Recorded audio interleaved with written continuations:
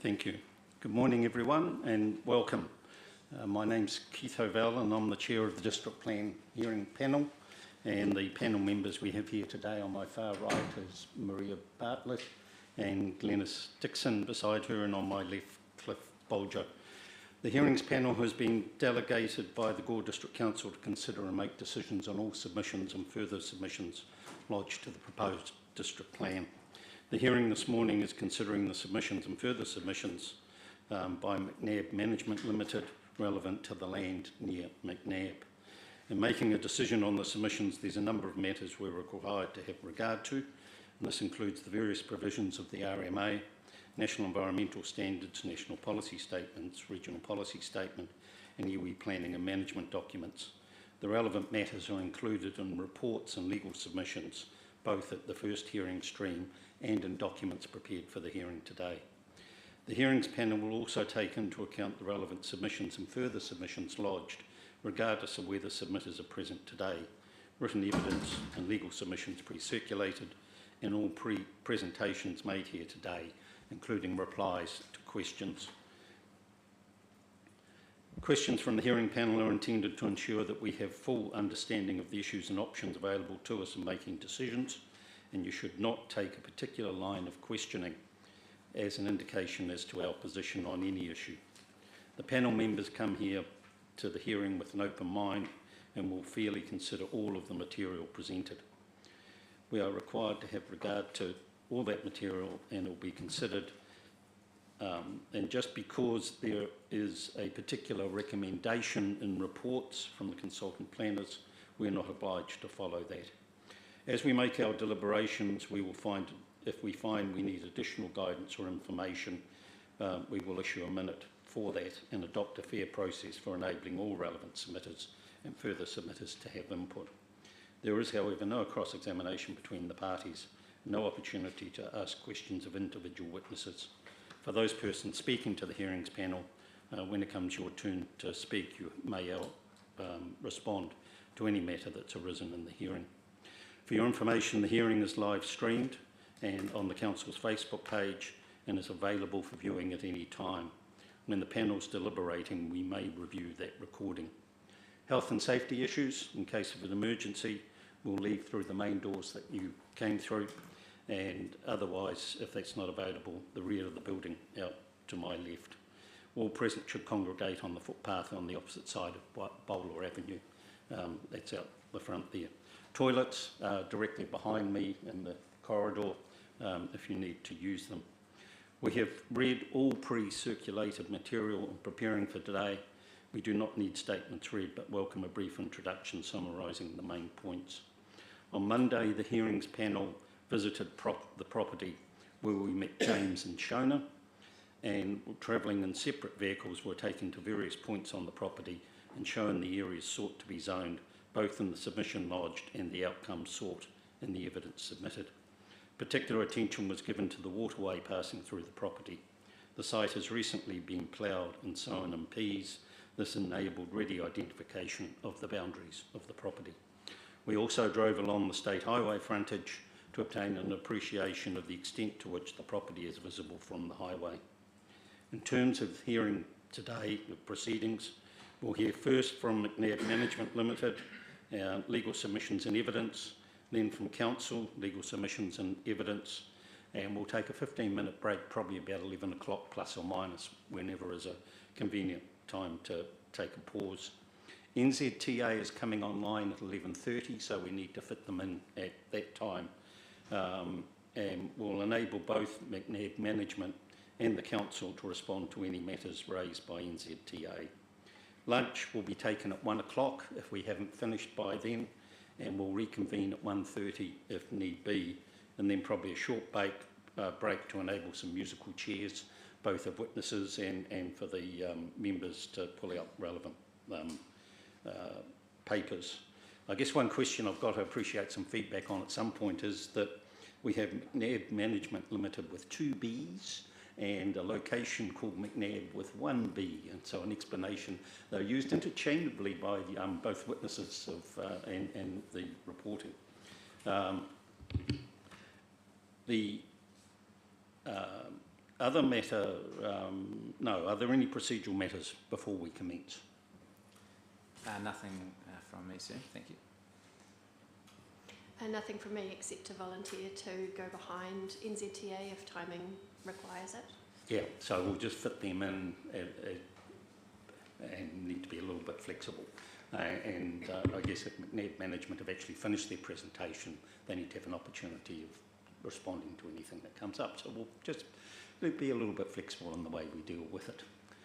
So good morning and welcome, morning. and we're in your hands for the next while. Thank you, Commissioner. Yeah, you get me for the day for all your sins. But McNabb this morning, so Councillor Josh Leckie, and I am conscious that we need to be conscious of time, and I take the Chair's comments about not reading documents that have been pre-circulated. So on my legal submissions, they're relatively thorough, but that's not because I want to read them out today, but just to have for your reading, and I'll perhaps take you to the key points as I see them for your consideration. So by way of introduction, just to the room, I've got some of the McNabb directors behind me, Shona Robinson and James Hennessy, and also Terry Nicholas, who's given evidence today. And we'll work through my witnesses as we go. Was that Robinson or Robertson? Robertson. And it's McNabb with one B, is my understanding. Robertson has agreed. And initially, in some documents, we were using McNabb with two Bs, but I hope we've captured that through the final evidence in legal subs, but it should be one B. I can't answer the question if the location is McNabb with two Bs, but we can explore that perhaps through the morning. That's fine, thank you. As I say, I won't read out my legal submissions verbatim, but just to take you to some key points for your consideration. McNabb is a joint venture between the Runanga and Road Transport Logistics Limited. So the goals of the joint venture and fundamentally what the zoning sort is intended to set up for is the moving of the marae, and you would have seen the existing marae on your site visit, and in the centre of the zoning plan is the location proposed for the marae. The provision of a transport depot for road transport logistics, a light industrial zone with an overlay, and I'll come to that in a minute because I think it's important to just walk through that, and a water quality outcome, and that relates to the Mahinga Kai overlay. Perhaps if just to orientate the room, I've got the zoning plan sort that was attached to Ms McMillan's evidence in chief that may assist the commissioners and the council to have in front of them if I talk to that. We have an A3 copy of the plan as per the submission lodged of the plan that was as part of the evidence of what was sought, as well as an A3 copy of what was in the Section 42A report. Great, so you've got all the versions. So I'll be talking... I think one councillor doesn't. Sorry, one commissioner. Okay, no, that's helpful. I'll be talking to the version attached to Ms McMillan's evidence in chief. That's the version sought by McNabb, but I can talk to the differences as we go.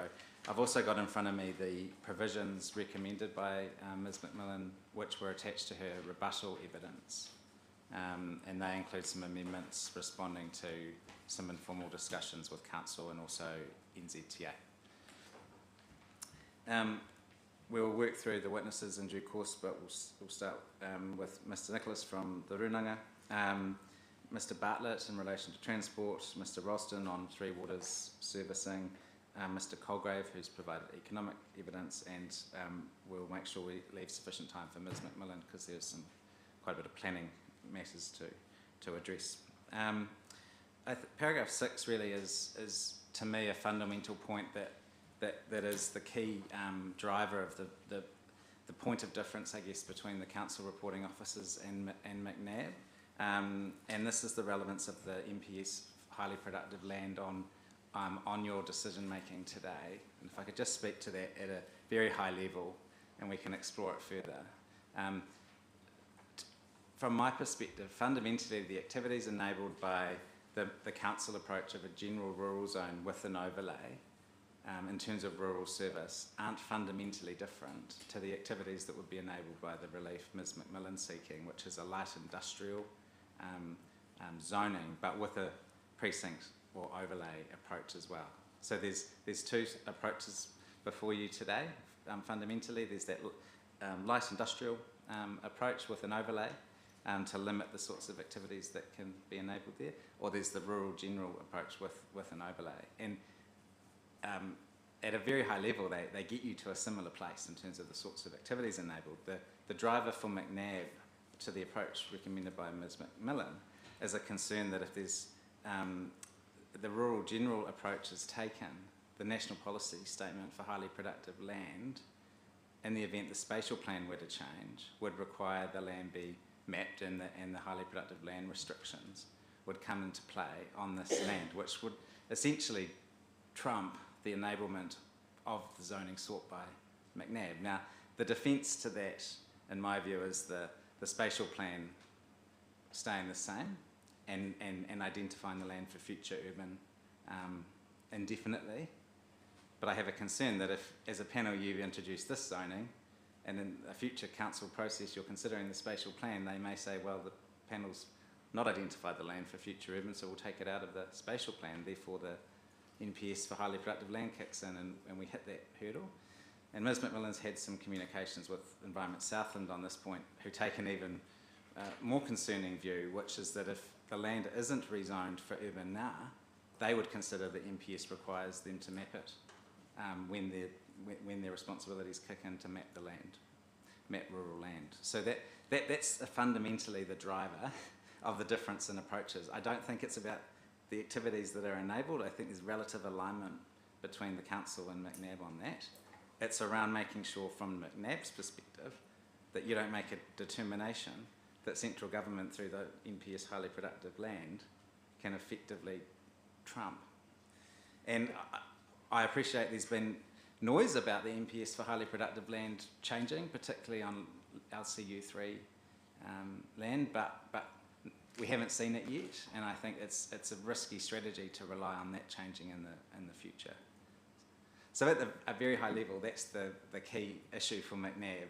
Can we explore that before? I think that would be useful. And I guess the first question back is, what is the life of the spatial plan? There is nothing that I can see in the regulations that says a spatial plan done 5 years ago is still in force, one done 10 years ago is still in force.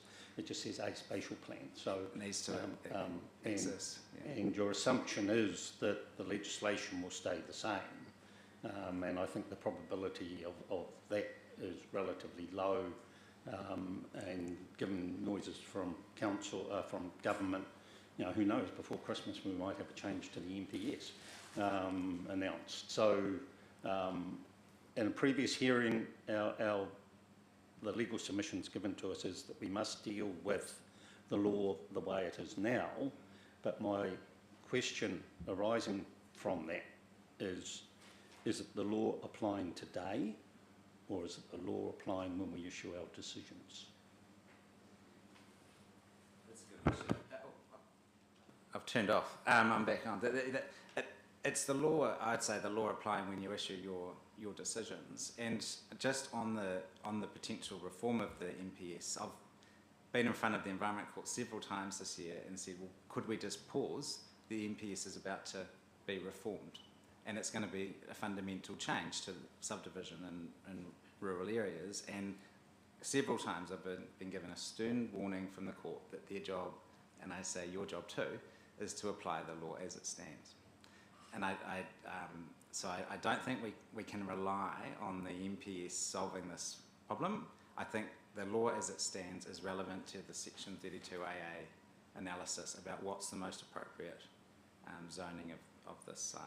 So, I mean, it's helpful that we've sort of kicked that fundamentally, because although there's some other more sort of peripheral points, I think that's the crux really of the difference in approach between the council and McNabb, and that's the driver from Ms Macmillan's perspective on the approach taken. But the use of the overlays really brings the two zones to a very similar place at the end of the day. and then also just to sort of kick right to the end, and then we'll backfill. I think it's important to outline that from the McNab's perspective, if the commissioners and councillors don't accept my concerns and submissions on this MPS HPL point, they are accepting of the approach taken by council about a rural zone with an overlay. It's less preferred, but it gets them to a similar place in terms of the visions they have for the site. The concern is more a legal and planning one from Ms McMillan and myself, that that vision could effectively be trumped by the MPS HPL. But it's just important to outline that it's not what we seek or nothing. So at paragraph 14, I've just summarised at a high level what's sought, and I've cut straight to the light industrial aspects. Not to be forgotten is also the rural lifestyle component of the zoning sought, which is on the west side of the property. The Māori special purpose zone, which I've talked about, which sits in the middle of the property, surrounded by the Mahinga Kai overlay, which has a non-complying control on built form and has a water quality driver. And then the light industrial with the McNab precinct, which sits on the east side of the site, but also over the land intended for the transport yard at the southwest corner. The submission version of the McNab relief, which is relevant of course to scope, sought a light industrial zone but in a deferred way on the southern boundary, so the state highway boundary, with the rural general overlay, but overlaid over the remainder of what's now sought as light industrial broadly. So that's a bit of scene setting. Really the key legal issues as I see them are scope, the MPS HPL, which we've sort of cut through already, is to raise the issue, the section 32AA, appropriateness of the relief, and I say those two are very linked, and that the impacts of the MPS HPL are very relevant to your consideration, and it's a point of difference with my friend for the council, and really the need for you to give effect to the higher order planning documents.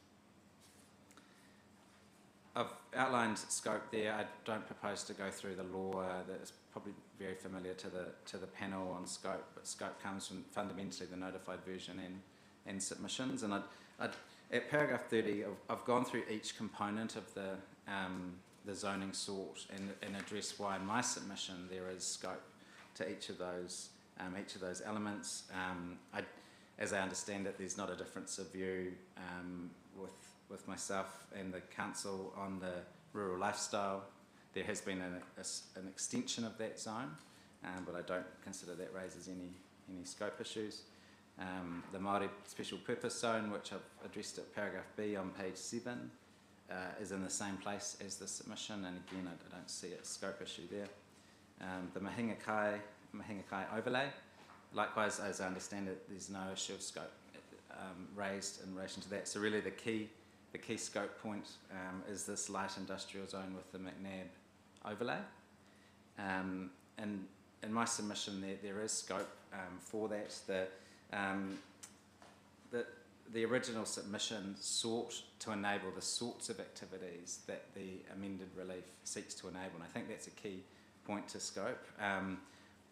One aspect which informal discussions brought through with the council, which I accept, is the built form and subdivision controls in terms of scope, which is the reason for the recommendation by Ms McMillan for a 1 hectare minimum lot size to be introduced, which wasn't initially proposed in the evidence-in-chief version, and that's to bring the potential outcomes enabled by this zoning more into line with that initial submission version, which I acknowledge could have potentially raised a scope issue without that control.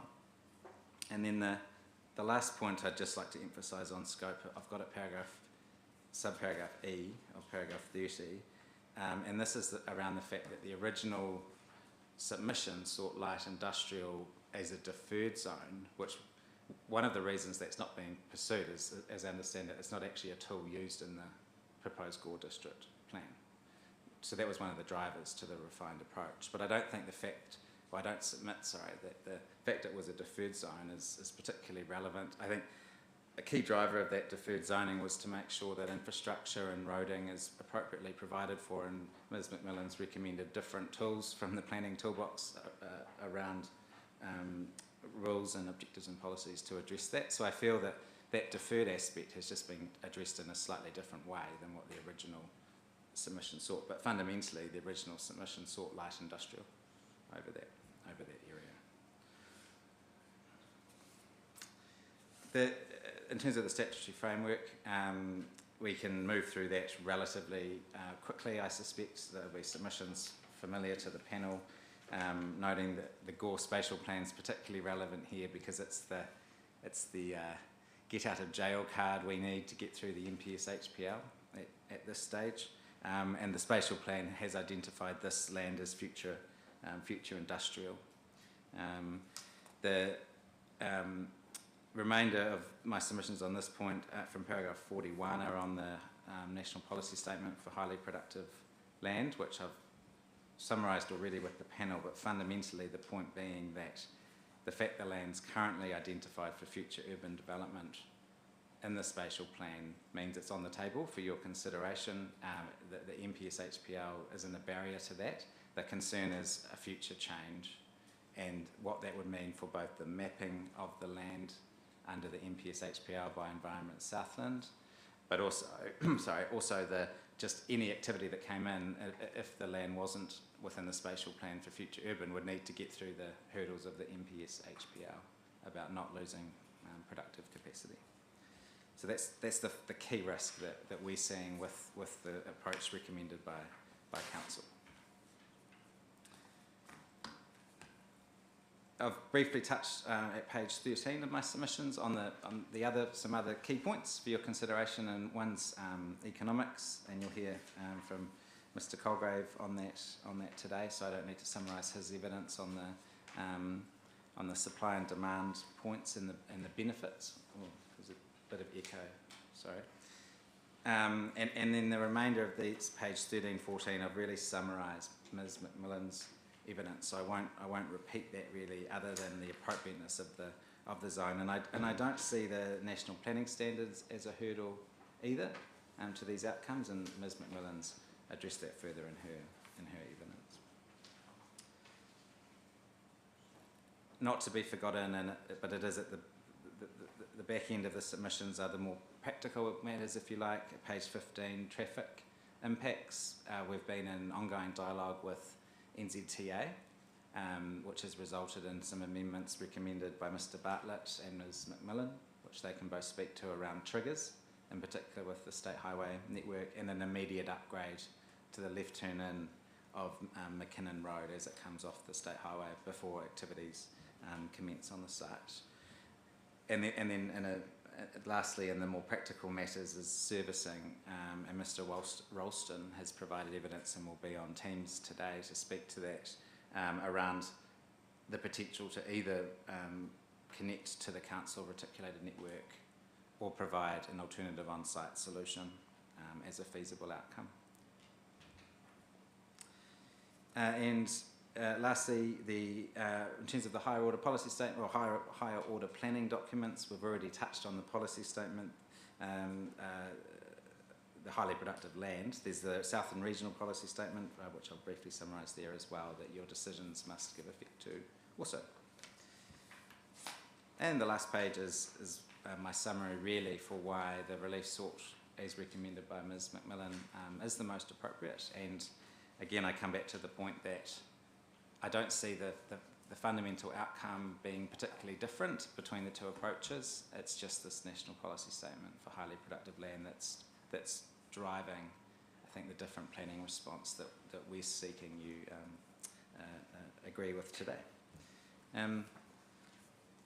So hopefully I've not gone too fast or too slow, but happy to take questions either now or as we work through my witness team on each of those points.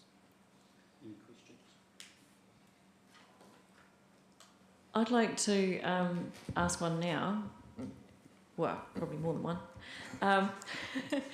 So when I look at the MPS HPL clause 3.57,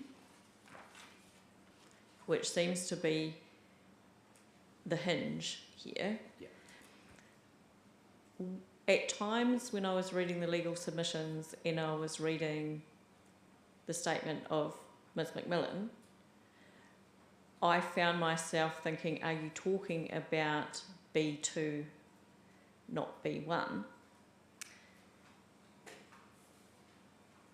And my reason for thinking that, once I got through it, was the question that I'm going to ask you.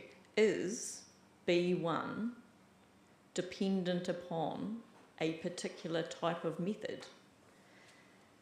I.e., at our time of decision, if this clause of the MPS HPL does not change, then B1 is the one we are leaning on.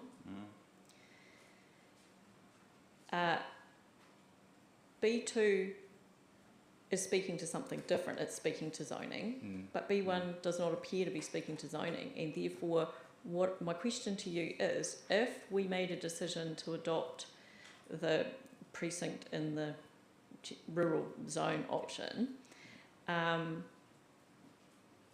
that method provides for the identified future urban development, which is industrial in this instance.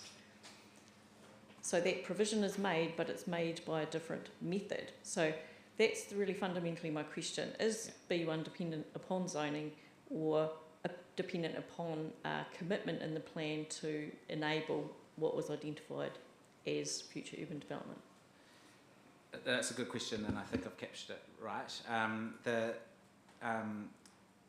Firstly, it has a few limbs, but B1 is certainly the provision that's causing, or that is the key focus for my submission, and as I understand it, Ms McMillan's concerns, and that we rely on the spatial plan to get through the gateway in B1 at the moment. For those of us who don't have a copy in front of us, what is B1 and B2, please? I was going to say it's not the Teletubbies, but I'm not sure if they're the right B1, B2. That might have been a different child character. Oh, bananas. Sorry. So 3.5 of the MPS HPL is around the fact that regional councils need to map highly productive land in the future. And I've skipped through, a bit of the background. Until that mapping occurs, there's land care mapping that is in the Southern District in particular, and a few parts of Otago, maps a huge amount of land as highly productive.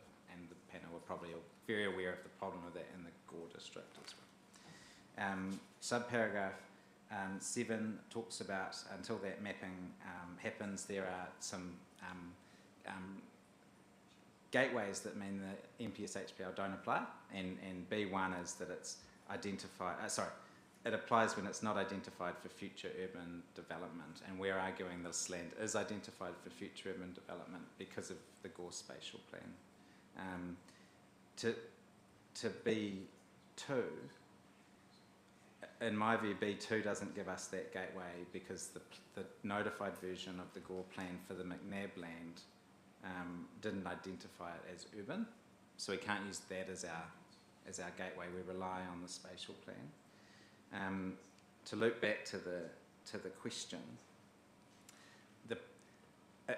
if the NPS HPL was broader in what it defined as an urban activity like industrial, I think that we could come up with a submission that the council version of the relief essentially provides for that urban activity. The problem is it takes a pretty black and white approach. To the Environment Court in Queenstown said that they wouldn't look at precincts or overlays when considering whether land was captured by the MPS HPL or not. They just looked at whether the land was rural zoned or urban zoned. So they took a very black and white zoning-led approach to that interpretation. So, not being familiar with that case, I was hoping you would illuminate this.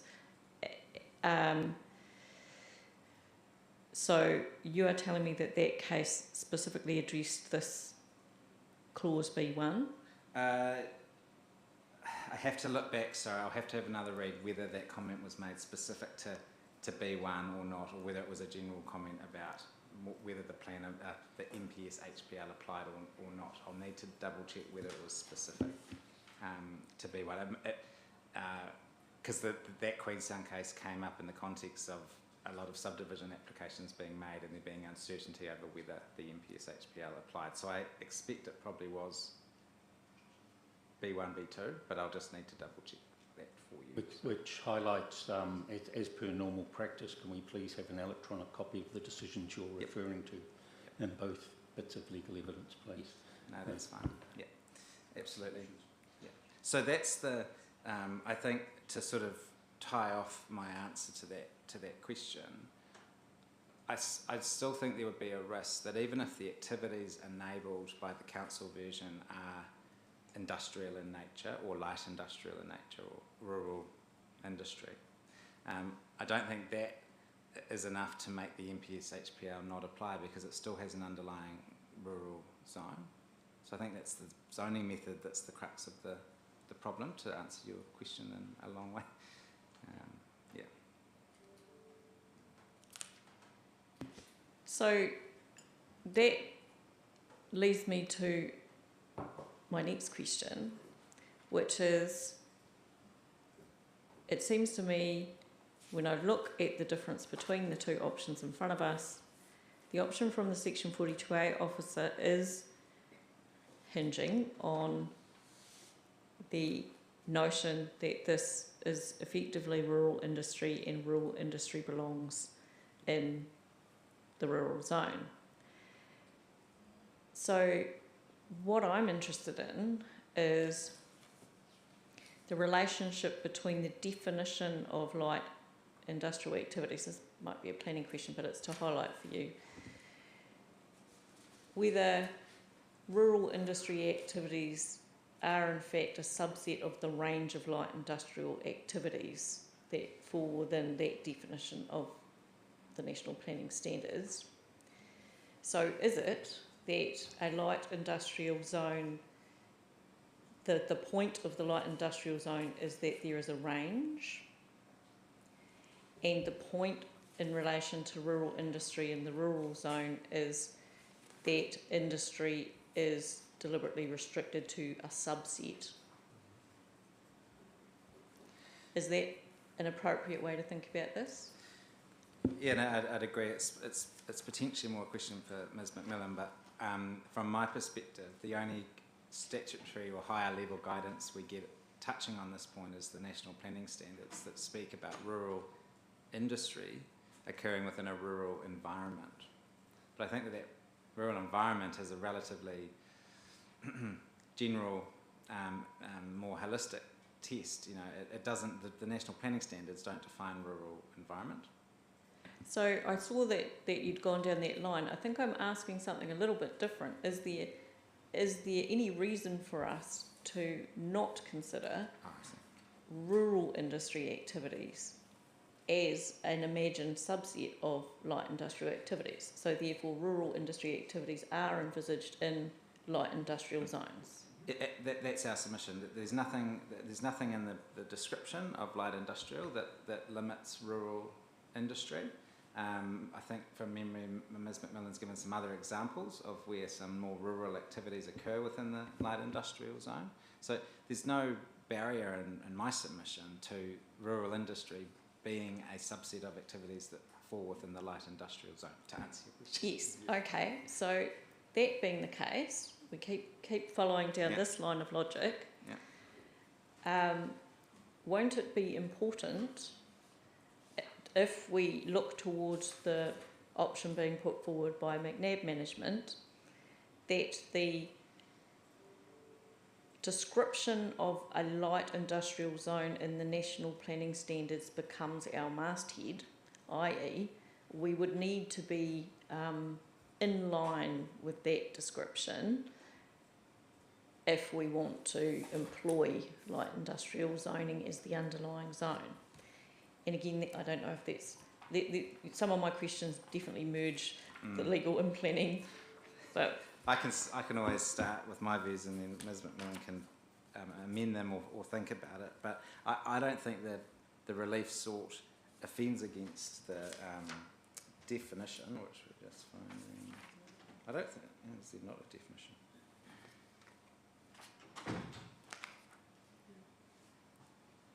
We're just we're just looking through that. We don't think it is defined in the National Planning Standards. The definition in Ms McMillan's evidence is to the district plan definition, I think. Oh, sorry, I was looking to the description of a light industrial zone in the National Planning Standards. Yep. Choose the definition in the district. I think it's the district. Is that the district plan definition? Yeah, yeah, but I agree that that definition needs to be your sort of test that we need to fall within. I agree with that.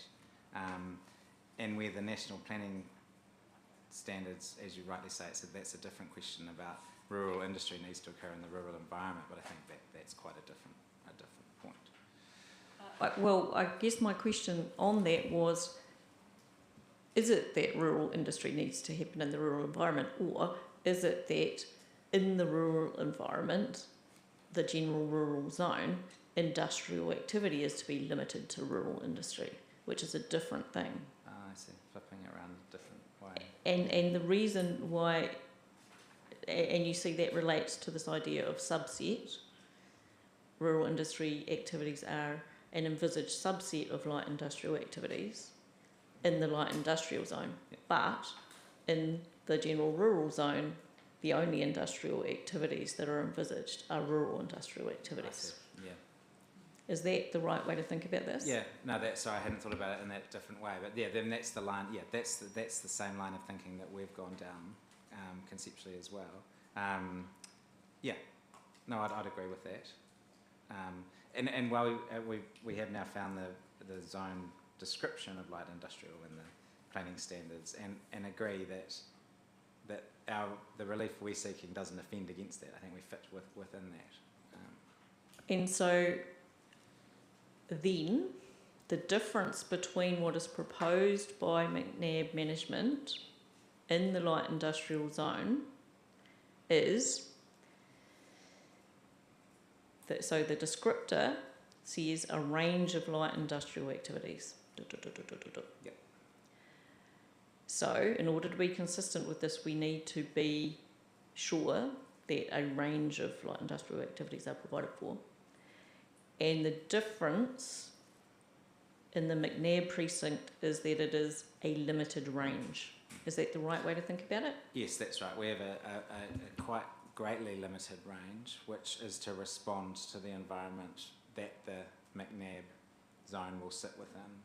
And I think that's entirely... Within or adjacent to? Yeah, both, within or adjacent to. So the broader environment, which includes some rural activities, some industrial activities, and the Multi-purpose zone. Multi-purpose zone. So it's that the outcome is a very site-specific driven response. Yes. Or area-specific. So I understood.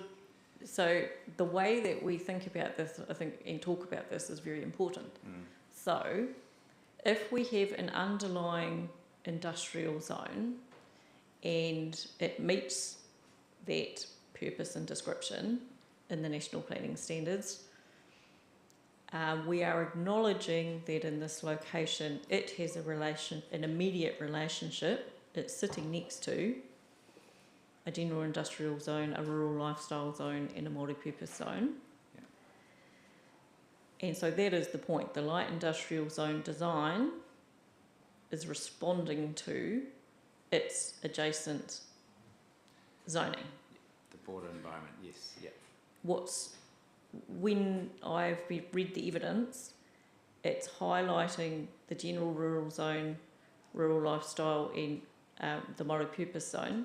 But of course, missing in there to me is an acknowledgement that across the road is industrial zoning. So what I'm thinking is that that might be quite an important point. One of the reasons that the spatial plan is looking to this place for future industrial use is its relationship to existing industrial use. Mm. So what I'm reading from what you're putting forward in the McNabb precinct is a design response on that side of the highway in relationship to those adjacent zones. And you're nodding, so that's, yeah. That's right, and I think that was a driver going back to the original submission to that unimpeded light industrial zone on that particular boundary of the site.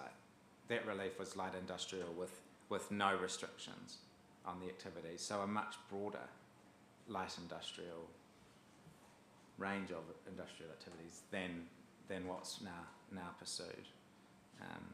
But the reason being a direct driver to that tension, I guess, between the rural residential Māori special purpose and then to the other side of the road, the true industrial.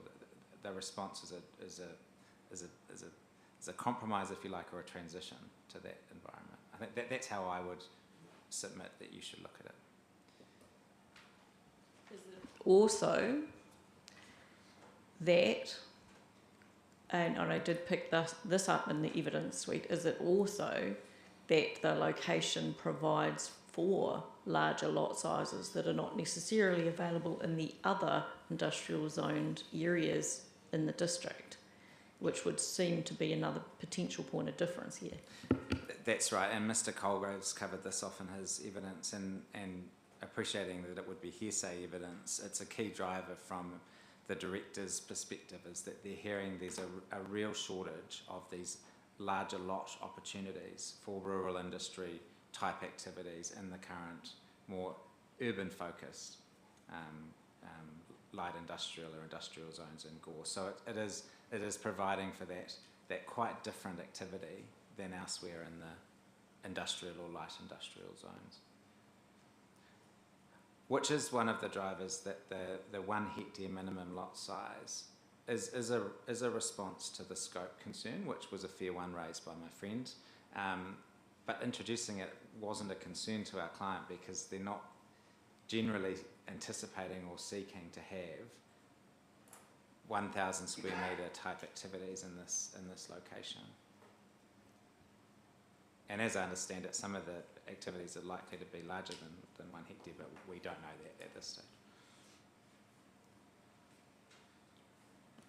I've got several questions for you where I'd like your legal lens put over them, and I'll flag them now because I'd like your feedback after the questions that I've put to your witnesses. Yep. And the first one is that I'll be asking you, can the district plan rules require upgrading of a state highway intersection that is not contiguous with the area being developed?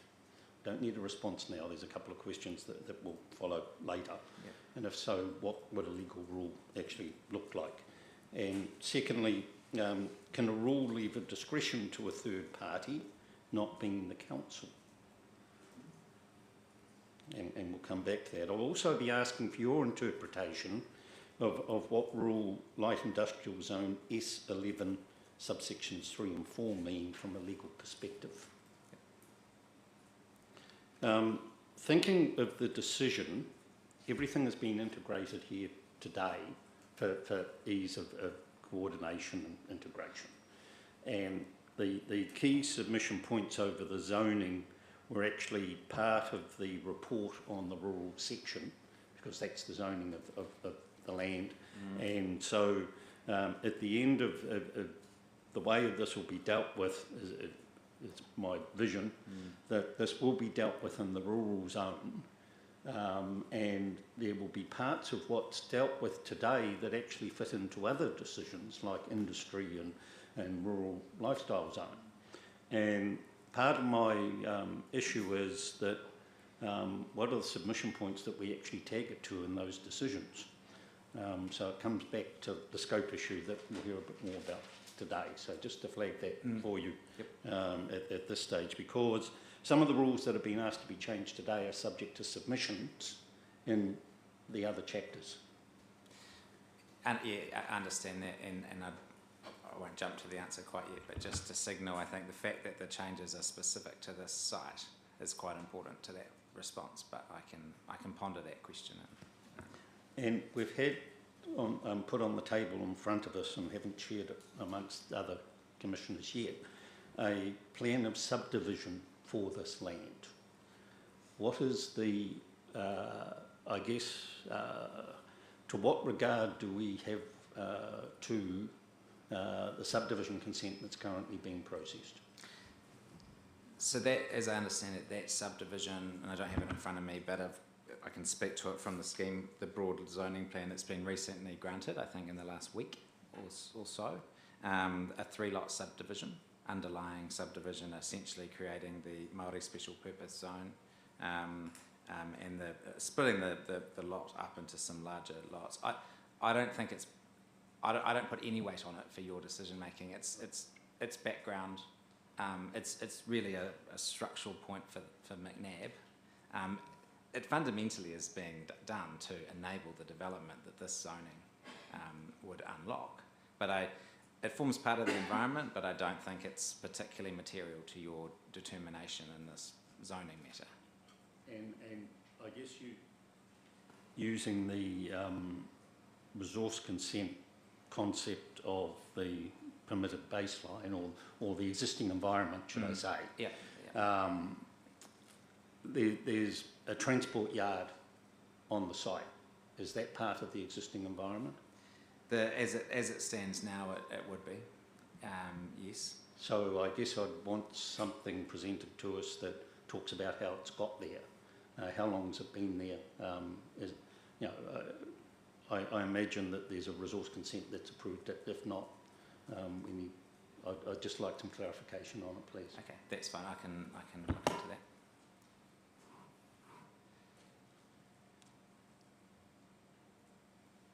So ready to move on. Thank you for. Oh, sorry, I just have one more very small question, which you mentioned Appendix A in your legal submissions, and it was the spatial plan outcomes map, and I didn't see anything attached, and I wondered if you meant to. No, I didn't. There's no Appendix A attached to my legal submissions either. Sorry. What paragraph are you in my submissions?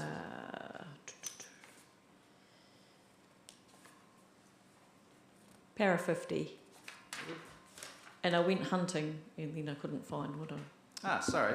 I had put that in an initial draft and I took it out. It's just directly out of the spatial plan, but it's not there. You haven't missed something. I can, if it helps, I could source it and get it through to you. I thought it could be. Yep. Yep.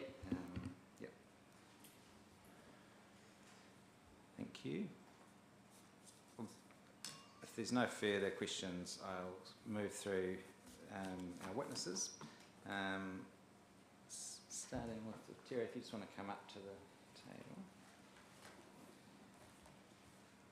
Now, we haven't done summary statements for any of the witnesses apart from Ms McMillan. So what I suggest is that unless the panel wishes a short summary, we could probably just move straight to your questions. But I'll leave that in the panel's hands. Well, it's really up to your witness whether you want to give us a brief summary or go straight to questions. I think it's just easy, just go straight to questions, Keith. All right, so any questions from the panel?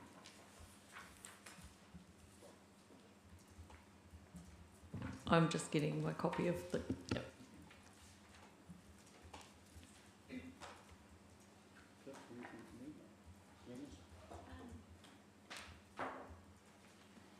I do have a question, Terry.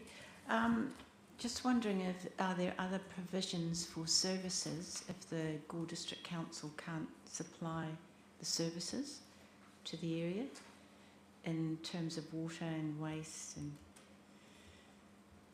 Yes, we've had some. We've had a water diviner on track on site and we've had some referencing from him that there is a lot of water there. Yeah.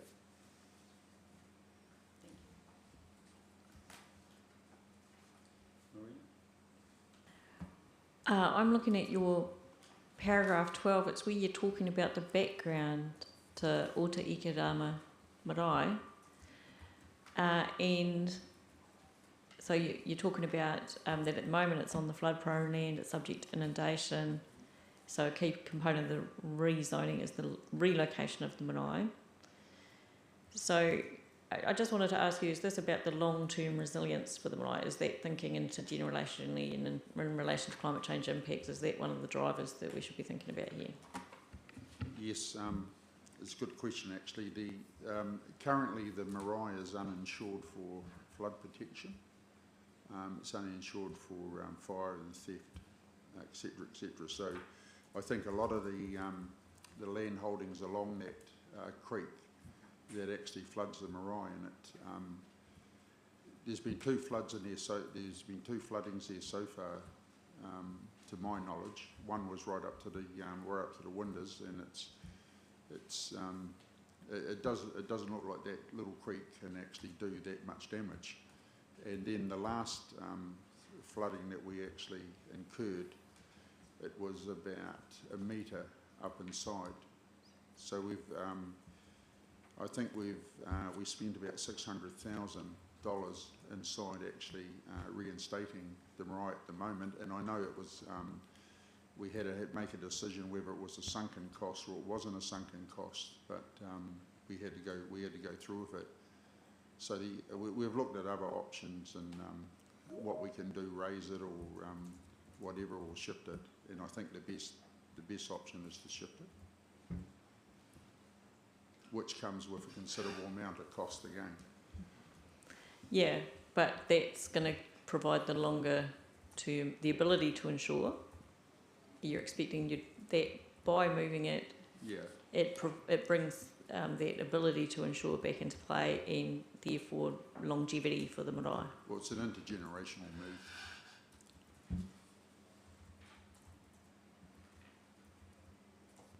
That flood proneness on part of the site, is that something we should also be thinking about in relation to the light industrial zoning in terms of providing options that are outside flood hazard?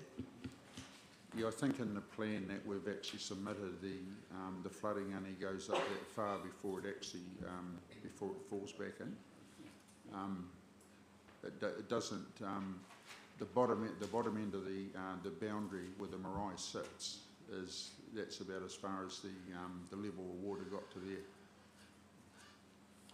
And under the plan, just to reinforce that's been submitted, that area becomes part of the Mahinga Kai overlay. Yeah. It becomes part of a Mahinga Kai and wetland concept.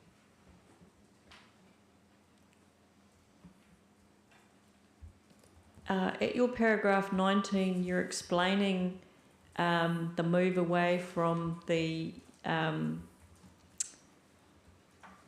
you're talking about Apiri Hono, Tātai Hono, and then the no longer seeking the policy.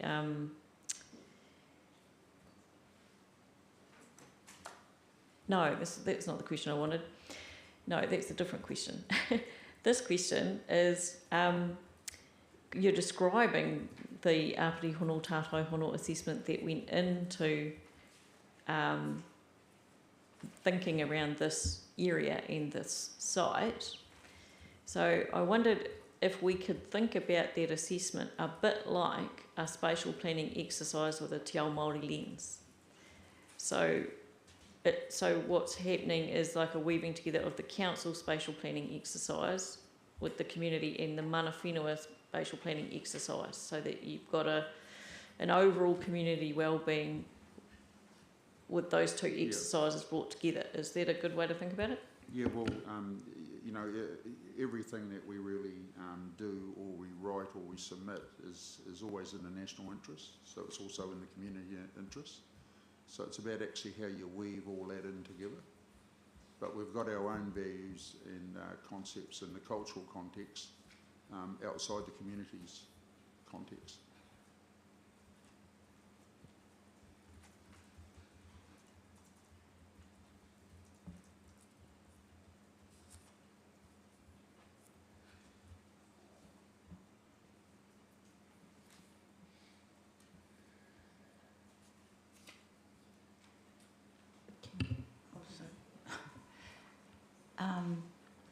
Terry, I'm just wondering, the 2 hectare of the transport yard, is there an issue with flooding in that corner? In that No.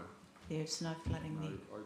I think there's been a plan submitted this morning that demonstrates that, where, you know, the blue is where the flooding, and that comes off the regional council and the Gore plans. That's where the flooding actually occurs. I could just add to that as well. Ms McMillan's had some discussions with Environment Southland on this flooding point, which is attached to her evidence in chief, which may help give some context as well. And their, to paraphrase, their position is that the flooding can be managed through building foundation height controls at building consent or subdivision stage. So that's the proposed response to those flooding hazards in a planning sense. Can we see that map with the flooding I'll process on it? I'll dig it out I'll source it if that's all right, and I just don't have it in front of me at the moment, but yeah, we can get that to you. Right, thank you. And my last question is, at your paragraph 22, you're talking about the Mahinga Kai overlay providing a buffer between the rural lifestyle zone and the multi-purpose zone. And it made me want to ask about buffering between the multi-purpose zone and the light industrial zone. So I know that that's less relevant to the Mahinga Kai overlay, but I think this is a key point you're highlighting, which is that the Mahinga Kai overlay is creating quite a big buffer with these other zones. Can you share thinking around buffering between the multi-purpose zone and the light industrial zone? Have you thought about that? Yeah, not too in depthly, but it was just actually purposely what was said in 22, but it can actually be developed into that context, and that was the bunding concept that we had to actually obscure some of the the privacy. And by that, you're thinking about bunding between the multi-purpose zone and the light industrial zone, kind of like a screening. And also native restoration and plantings. We've got some sketch concepts here which I would hand up to the panel for. They're for context. They're not proposed. I'm conscious this is a zoning matter, and these are concepts, but they give some helpful background to Mr. Nicholas's answers. And also on the back page is the flood plan that Terry was speaking about. So if it's okay, I'll give one to my friend too. One, Courtney? No, I've got Any other questions? I think so. Thank you, Terry. That's the extent of the questions. We will move on to the next witness. Thank you.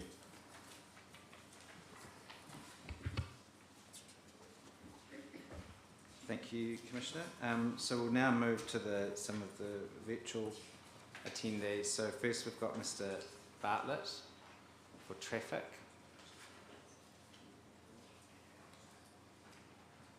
Jason, can you hear us?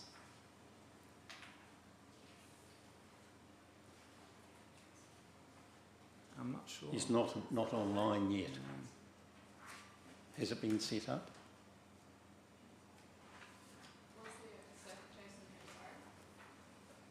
Yeah, so there's quite a few. They've got the link.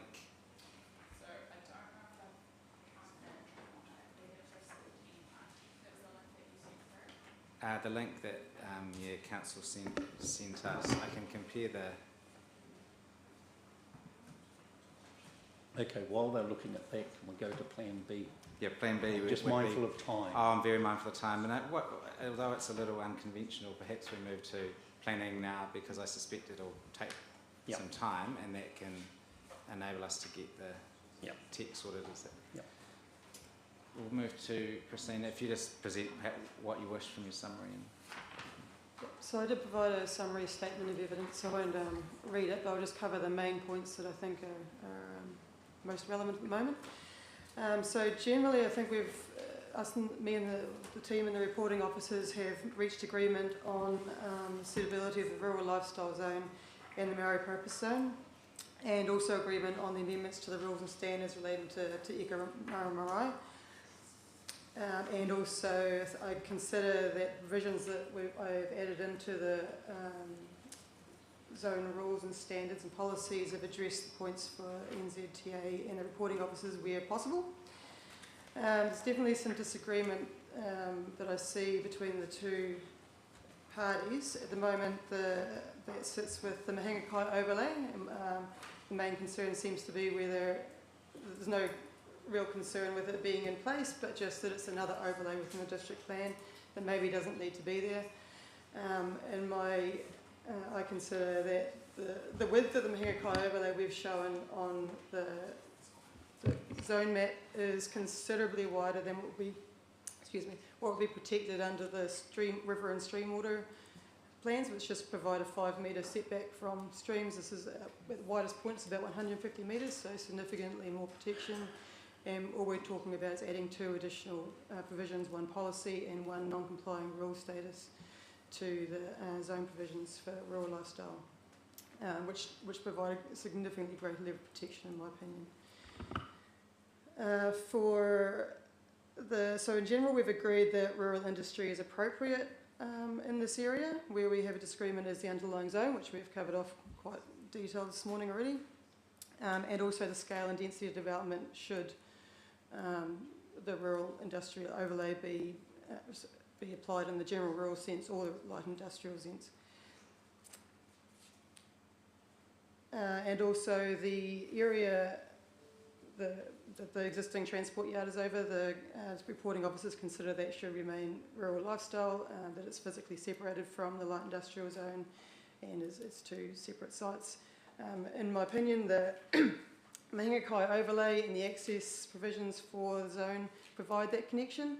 The Mahinga Kai overlay, in effect, we could just rezone that whole strip to light industrial zone, have the Mahinga Kai overlay. There'd be no difference on what could occur on that land, and visually it'll appear as one. So the main area of concern for the reporting officers still, in my opinion, seems to be that the light industrial zone is an urban zoning and the rural industrial activity types don't sit within that zone. The Gore District Plan and the National Planning Standards define rural industry. The National Planning Standards do not define rural environment, but the proposed district plan does. And there is definitely a conflict there at the moment where the rural environment refers only to rural zone, and including within that is settlement zones. And also, I think, So what I propose to deal with that issue is simply to add into the definition the McNabb precinct of light industrial zone. And then that sits, I don't see there's any conflict in adding that into the definition, and then it is a rural environment in my opinion, as we've previously discussed. It's a mixed environment, I suppose, is the best way to describe it, but and the wider environment is, surrounding especially to the north and west, is rural. Settlement zones are an example of where the less open space. So Waikaka, for instance, it is a town, but it sits within, so it's a reasonably sort of high density, if you like, in terms of the rural zone, but it sits within that rural environment definition. So I think there is no conflict there. And yeah, I think we've probably covered the National Policy Statement for Highly Productive Land well enough without me going into any detail on that. But yeah, in summary, I consider that the light industrial zone is the preferred option for this with the overlay. Just mainly it provides a great level of protection for the land. We don't know the outcome of the NPS HPL at the moment. And as well, it just allows a bit more flexibility in what can happen on the site rather than a general rural zone. Yeah, we have included additional provisions in there. One of the points you just made, Maria, Commissioner, was the setback from the Maori purpose zone. We've now included a 20-metre setback from that zone within the light industrial zone. And yeah, it's just to be thorough, because the reporting officers considered the preferred zone to be the general rural zone. I provided in my rebuttal evidence a set of provisions for that would be a bit more enabling for this overlay, for a rural industry overlay on the general rural zone, if that was preferred option for the panel.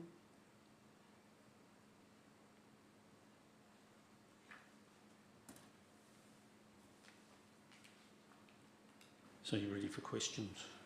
If I can just start off, can you tell us more about the transport yard, please? No.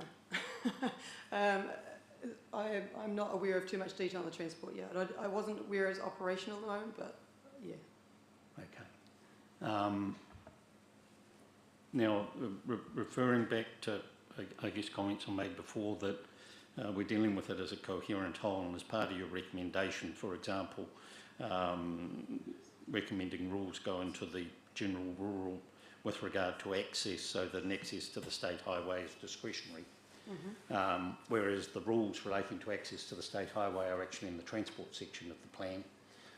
What you've got here is a rule that says discretionary, and in the transport section, accesses onto the state highway in the transport section are a restricted discretionary activity. It's an example of where we've got a coherent whole, but we've actually got to relate it to the other relevant provisions that are in the Act. My concern with those rules, though, is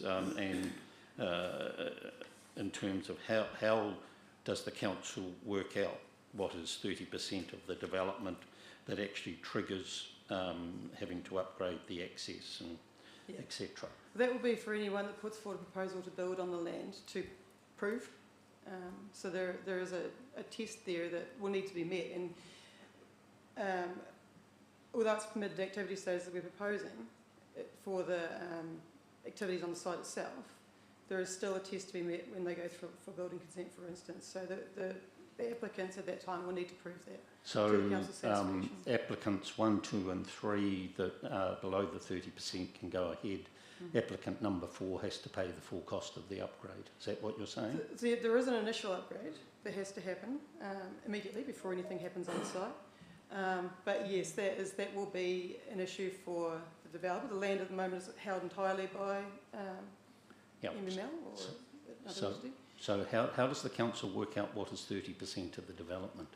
Well, the applicant will have to prove that. So that will be... Yeah, but 30% in terms of what buildings on the land area, number of sites that have been built on. Because theoretically with your subdivision consent, you could create 30 lots and develop 10 of them before you're at the 30% level. Yeah, so I was considering it to be a built form. 30% built form, so where's not that? 30% subdivision. Yeah, so where do we find that in the rules? That may need to be... Now, alternatively, and I'll put it to your transport person, why don't we just deal with traffic volumes at the entrance, which is a nice set figure? Yeah, well, we'll need to consider... Because we want something that's certain. Yeah. And I guess it's where it comes back to the legal issue. How does development on this land legally link to a requirement to upgrade at a state highway intersection? And how can you have a rule that says it shall be upgraded to the standard approved by NZTA, to the satisfaction of NZTA? And what happens if they're not satisfied? And how does the council actually trigger the need without requiring a resource consent? The way that rule's written to me is a resource consent condition. And to me, the only way that I think it can be validly applied is if there is a controlled activity consent. So I guess that's where I'm coming from in terms of certainty over that. Okay. Yeah, we'll consider So that and come feedback's back to you. welcome. Yes. Secondly, where's the policy framework applying to the Mahinga Kai area? So in the rural lifestyle zone. So we have, so in the,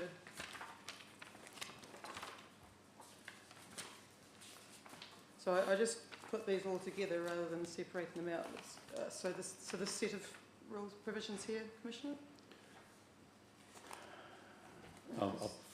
So this is, I guess one of the frustrations I've got is we've got 5 different versions of the rules. And even in your evidence, there's several different versions. So are we looking at the one attached This is to the your rebuttal evidence? version. So which page on your rebuttal evidence? I'm not page numbered, I apologise. It is the, So it's in Annexure A. yeah, so 6 pages from the end, if that helps at all. It's the end of the light industrial zone rules. And there's rural lifestyle zone heading.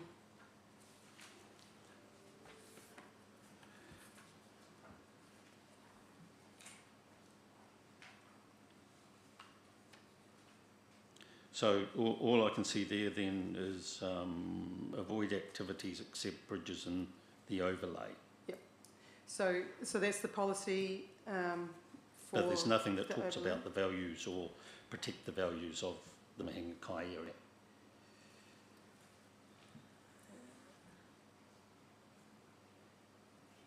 No, I don't believe there is a... No, I don't believe... I think you're correct there. So if a resource consent comes in, there's no test in terms of how you protect those values. So, yeah, well, so the rule that I have there, so Yep. this is a non-compliant activity status rule, that any activity or structure that's not for the purpose of access bridges and their footings, Yep. Mahinga Kai, stormwater or flood management, is a non-complying activity. Yeah, but where's the policies that actually use to judge whether it's appropriate or not?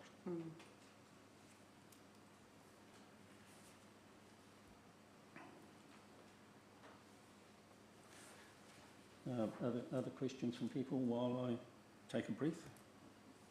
Maria? Yeah, I've got lots of questions.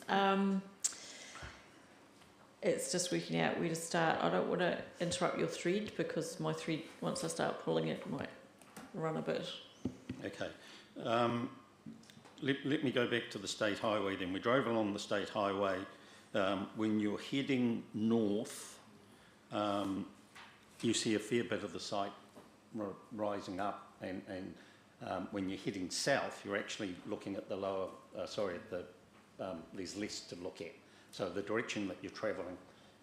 So it's proposed to have some sort of landscaping to screen it before development takes place.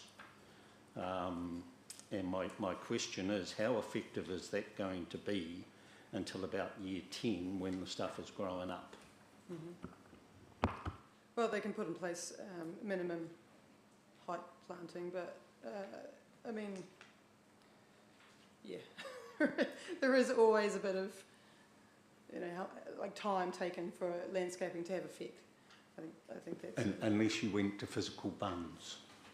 Yeah, I think a preferred option here is that we stay with plantings. Okay. Now the other thing that NZTA have talked about is glare from the site. Mm-hmm. Why not have a rule that says light shall not be shining before towards the state highway? I think there are already lighting rules within the plan that require that there is lux outside boundaries, so that those rules that are already in the plan should cover that.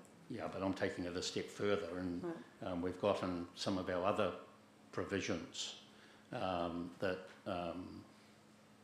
in designations where it's been recommended that we put in conditions that no lighting shine will be pointed towards adjoining sites. So no lighting towards the state highway would help in keeping the glare down. I don't consider there be any objection to that or any concern with that. That we have a reasonably wide setback from the state highway they're proposing, plus the buffer planting, so I don't consider that be an issue at all if we added a standard requiring that. To understand your evidence and the evidence from Council's planner, I actually drew up a table of the activities permitted in the light industrial zone and the general rural zone overlay. And I'd like to share that with everyone in terms of the questions that I'm about to ask. Can you take these one, please?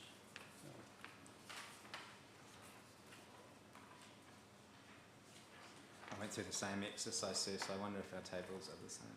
Probably the same. So what I've done is shown what is currently in the proposed district plan for light industrial and what is in the request, and also the general rural zone overlay provisions. Oh, so Ms McMillan doesn't have a copy yet. And what you're asking for in terms of the light industrial is for rural industry to be added. But when I look at your rules, the only part of rural industry that you're permitting in the zone is the two of them.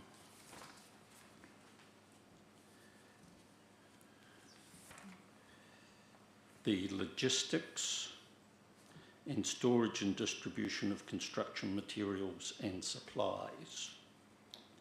So they're the only two activities in the light industrial zone you're providing for.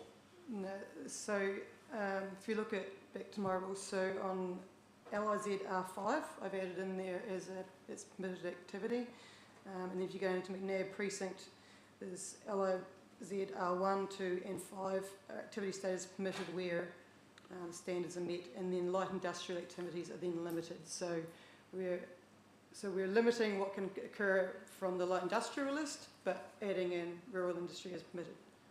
Yeah, so yeah, but my point is from light industrial, the only things that you're permitting is logistics and storage and distribution. That's correct. Now, is storage and distribution of construction materials and supplies the same as a contractor's yard?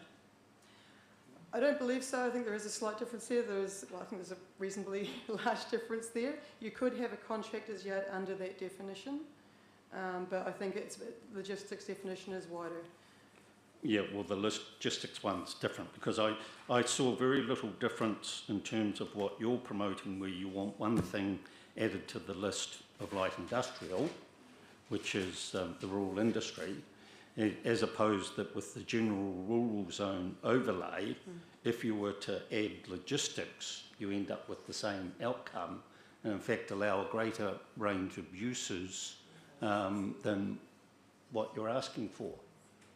So what is the benefit you gain by having the light industrial zone instead of the general rural zone overlay? The main driver for the light industrial zone is the MPS HPL. Right, so if we don't accept the legal arguments on that, okay, that brings it down to a nice simple text. Can I also add there that the general rural zone provisions are also much more wider, so the minimum lot size is 8 hectares, the density of development is significantly less, so that's why I provided that second set of provisions under the general rural zone, if that was the preferred option by the panel. All right, that's helpful, thank you.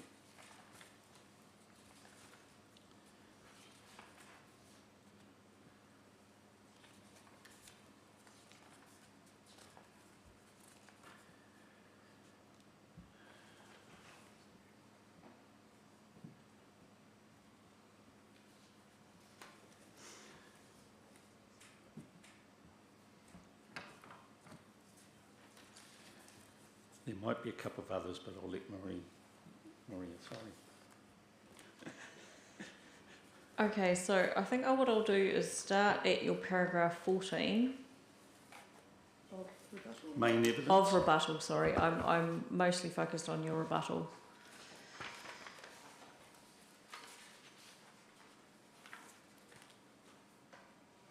Oh, hang on, I've just got to check because it says rebuttal here and paragraph 14, but when I look at paragraph 14, it's not lining up with my question.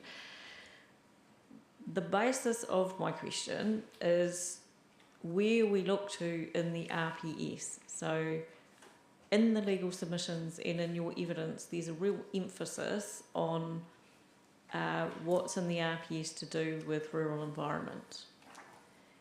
And I'm wondering if that might be a little bit of a red herring in some ways. And I'm wondering why we are not looking, for instance, at objective URB 0.1 in the RPS, method URB 0.2 and method URB 0.4. And I think it goes to the conversation I was having with Mr. Leahy around if what we're doing is zoning this industrial, and we've got good reasons to do that. One, spatial plan is imagining this as industrial. Two, it's an extension of an existing industrial hub.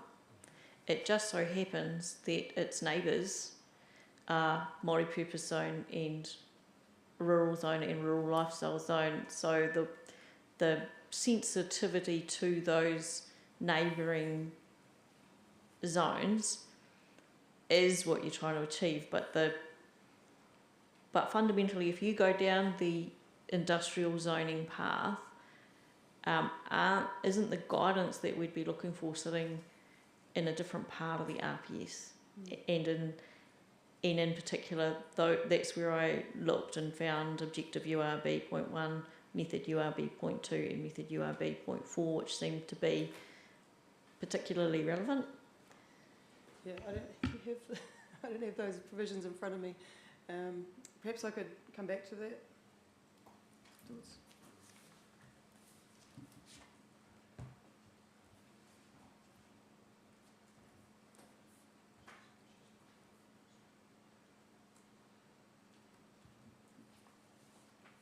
And so you might have picked up from my lines of questioning that I'm wondering if this sticking point around rural industry and rural environment is a bit of a red herring. Mm-hmm. Well, I don't disagree. You don't disagree?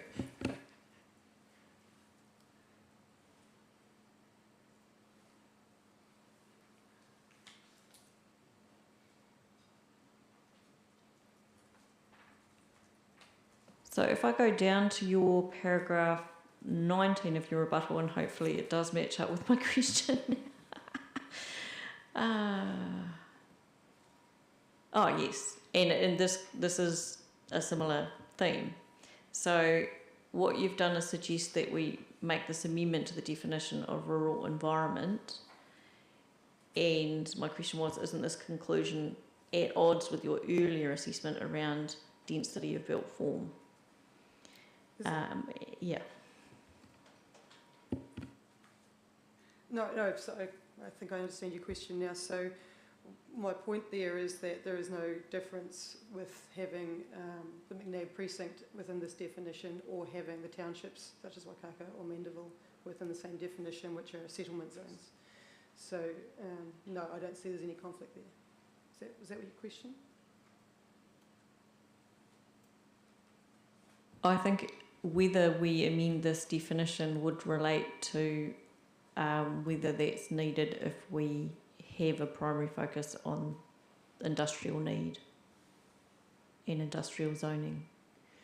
I think it is necessary. The way I read the definitions in the PDP mean that rural industry, because it specifies a rural environment, and then the rural environment is specifically defined to mean those specific zones and precinct then. So then if we wind back, because I think that I could see why you ended up there, So if we wind back instead and we go back to my conversation with Mr. Lecky that light industrial activities in a light industrial zone, imagine a range of things including rural industrial activities. Mhm. So the zoning imagines that, which is different to rural zoning, where there's only one type of industry that's imagined, and that's rural industry. And what you've put in front of us is industrial zoning, and that therefore industrial zoning, light industrial zoning, manages a range of activities, including this subset of rural industry activities. Mhm. And therefore, we are not, to my mind, particularly dependent on the definition of rural industry or the definition of rural environment. Rather, I'm asking you if we can rely on the definition for light industrial activities and simply exclude activities that we don't want to see there. So the exclusions that come through clearly, I think, through your evidence suite are service stations, emergency service facilities, another one I'll just get down to, but yeah, so I guess what I'm asking you is to have a think about whether we need to be concerning ourselves with these rural industry and rural environment definitions, or whether we can instead work with a light industrial zone and the light industrial activities definition, and then to be in line with the national planning standards, ensure that a range of light industrial activities can happen in this place, but it's a limited range. Mhm. And the limited range means that we're going to exclude some things that we definitely don't want, and we might mention some things that we definitely want to include. Mm. So the idea of the logistics and the, the other one, those two, that we could specify that we definitely want to include those, and we could definitely say we definitely don't want to include these other things, we want to exclude them. But we might also just let the definition of light industrial activity otherwise rest on its... Yeah, I understand what you're saying. Mm. I think that it'd be more thorough to change the definition for rural environment, to add McNabb precinct into there, just because it is very specific in its wording into what zones are rural environment, and then that feeds back to the rural industries. I think it'd be better to change the definition. I would like to agree In other with you. words, you still want to lean on the rural industry definition and the rural environment definition.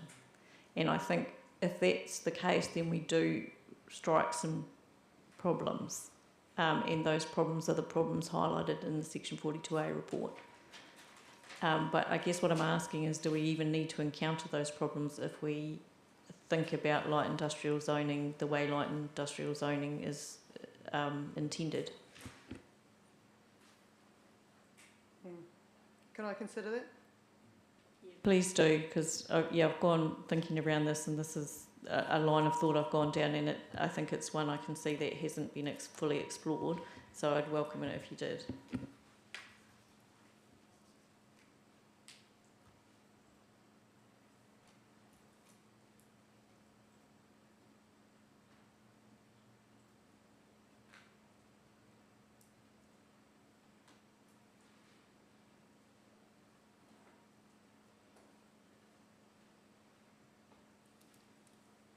And I think one of the reasons I'm asking that question is the point that's come through the economic evidence, and that's been mentioned already this morning about the an identified demand for larger lot sizes on industrial zone, light industrial zone land.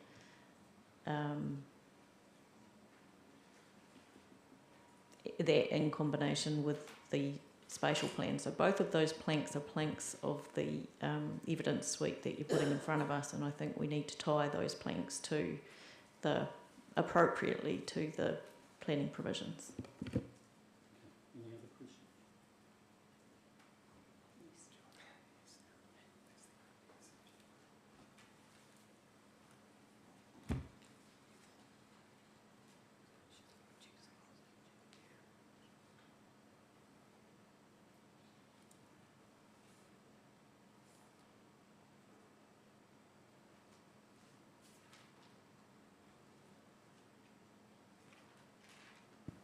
If I just go to paragraph 41 of your rebuttal.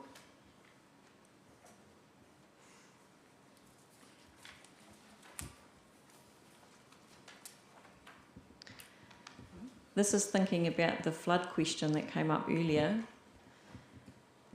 And this, the response that a minimum floor level may be appropriate for certain kinds of activities in this area prone to flooding.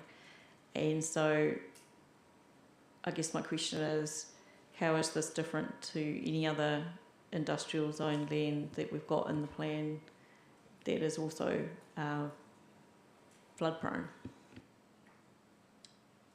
Is there any difference? I don't believe there's any difference.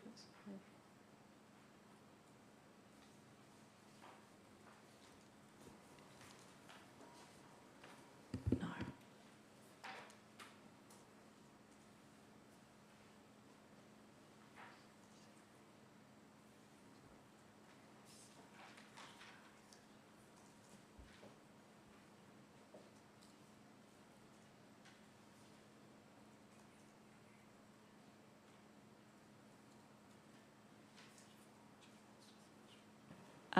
In relation to this idea at your paragraph 42, which you've already mentioned, around the light industrial zone basically just extending from the eastern large portion across to the that transport yard.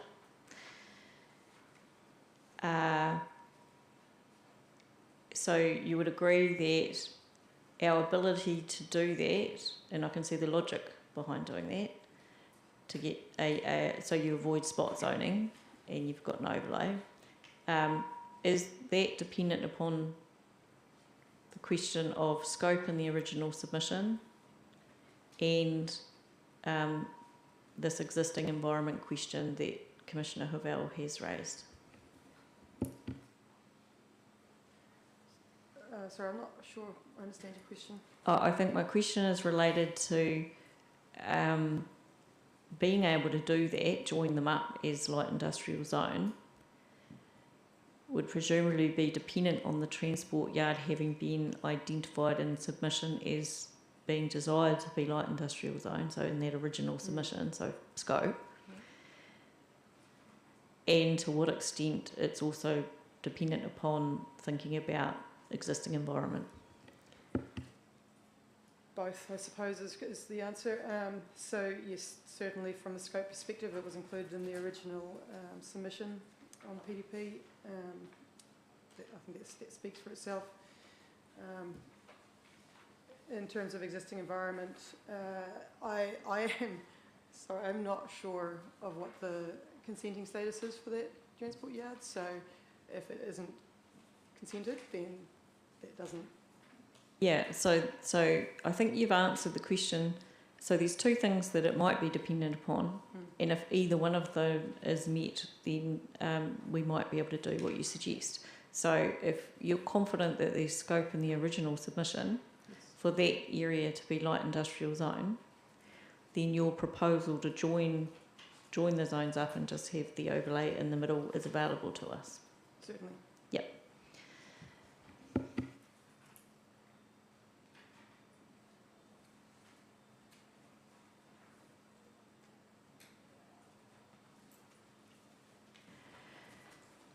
Because of the line of thinking I was going down, I did have a redrafted Liz PREC 03 to test with you, and a P1 and a potential P2.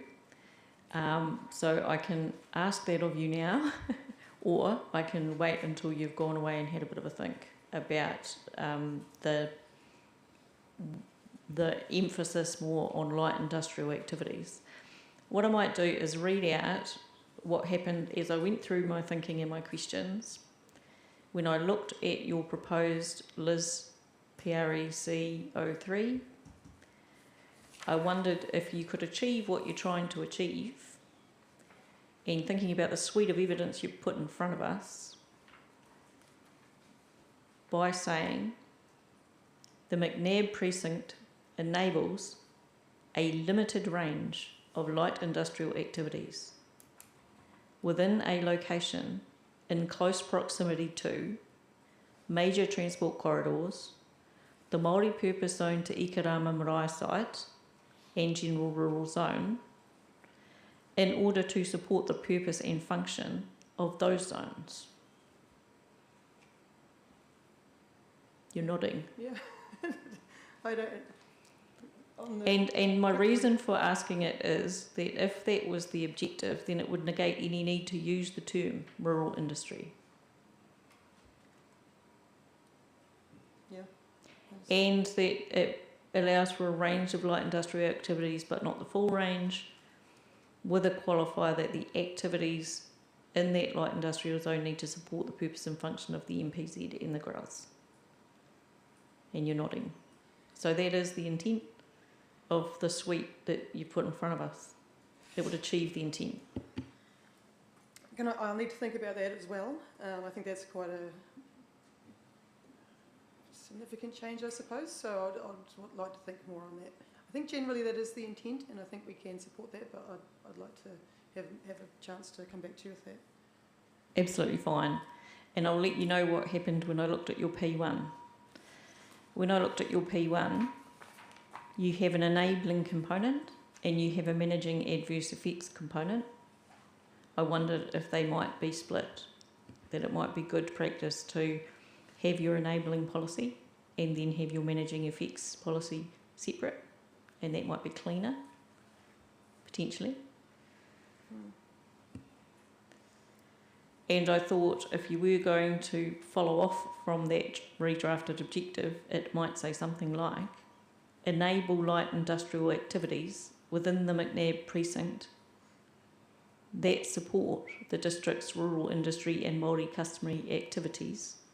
So it's supporting rural industry, it's not necessarily dependent upon being rural industry defined, including logistics activities and storage and distribution of construction materials and supplies, but excluding service stations, trade and industry training facilities and emergency service facilities.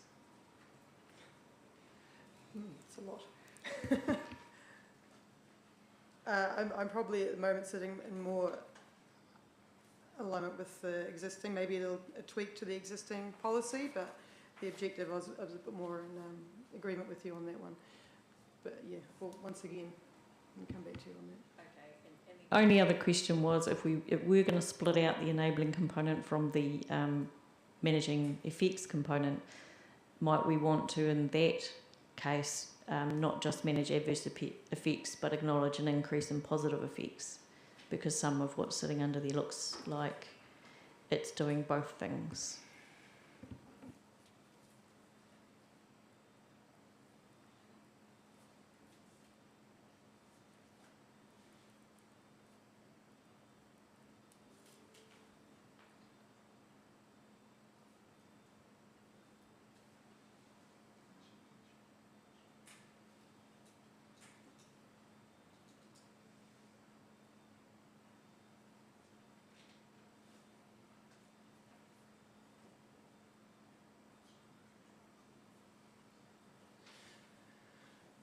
Thank you.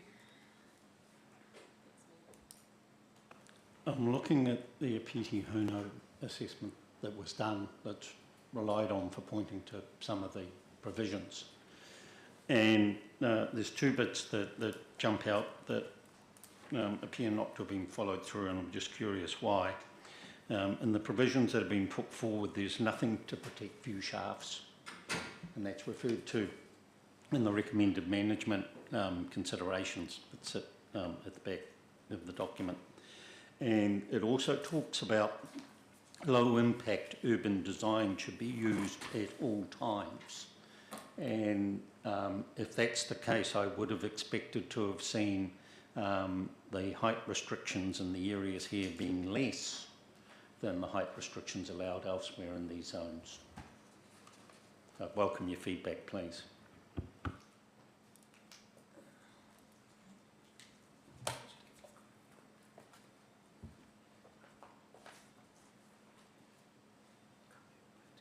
Sorry, we'll have to come back to you on that one, Mr. Commissioner. Apologies. All right, so that sorry, I've got one question. It probably should have been asked of Mr. Nicholas, but I'm going to ask it of you. Should we be talking about the Te Ikarama marae site or Te Ikarama marae site? Because both things get used. Yes, apologies if I have that wrong. I was being referring to it as Te Ikarama, but apologies for that.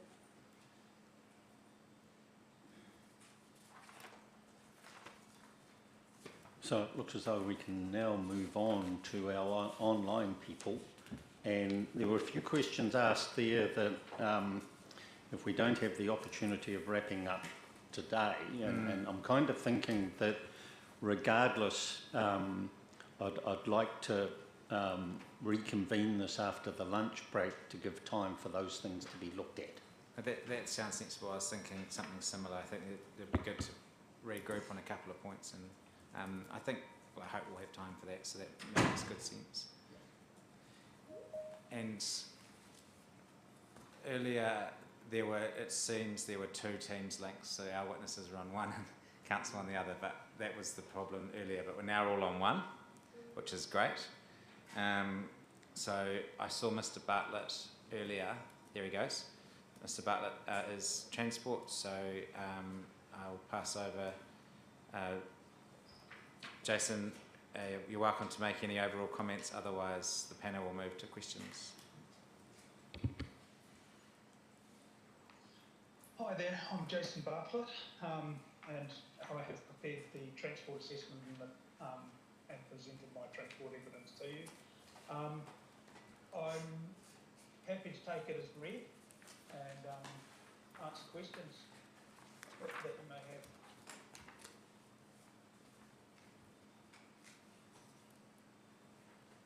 Okay, can you read this?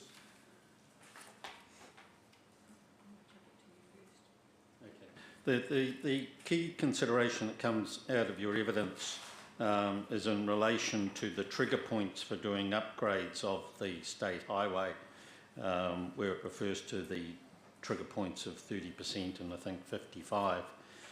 How does the council actually measure it?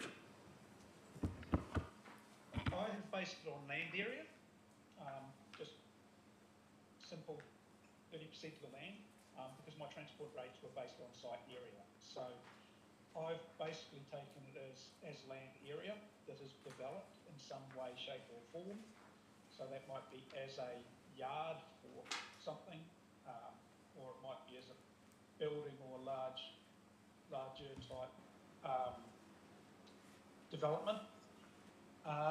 With respect to state highway, that would all be part of, prior to any development of the light industrial zone. No, prior to the larger portion of the light industrial zone. And then the other bits, the trigger points we're looking at, basically they were based on where queue lengths extended to at different points in time, based on that simple landed area. So that's the number of lots are you talking about? Not necessarily lots, it might be simply proportion of land area. So we've got the full industrial zone area, so at 30% or at 55% of the development of that land. Okay, I'm not 100% how that certain how that would be measured, and I'm wondering whether a better measure might be the volume of vehicles leaving through the access. That could also work, because that percentage in my world, in the transport world or in the traffic world, correlates directly to a number of vehicles. So that's definitely something that could be looked at, yes. And that could simply be based on traffic count at the access road. The plans that were submitted with the submission and the updated plans show the potential of an access way from Pinnacle Road into the rural lifestyle area, and says rear access site subject to adjacent land ownership approval. Have you assessed that and the impact that it potentially have on traffic volumes and its design? I haven't really, no. It relies on land owned by others, essentially, so therefore I haven't put it in as a guarantee. Obviously, any use of that land means that it's taking traffic probably away from the McNab intersection with State Highway 1. And it also provides a more direct access to users to use the internal roads, the local road network to East Gore. So I suppose if that is opened up as an access, particularly to that rural residential, it will reduce the impacts on the State Highway intersection and McKinnon Road at the State Highway intersection. Thank you. That's all from me.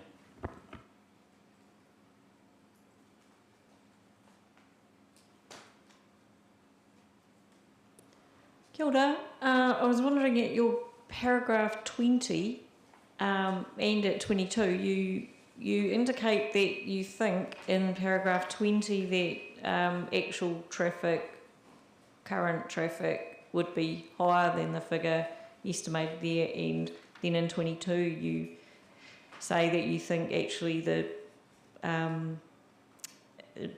actual traffic would be at a lower level than the estimate. Can you explain to me what you're relying on when you say those things?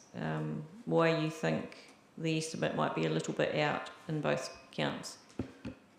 Because both of them, I've taken a quick look at what those roads actually serve and used my experience, I suppose, to say, well, it's probably the traffic estimate that I've got does not bode well with what I would expect a road of that sort of level of density, level of roadside development would generate.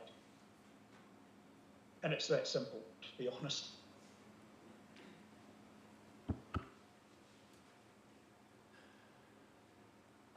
That relates to, I guess, when I look at your paragraph 36 and I'm trying to understand how realistic those modelled figures might be.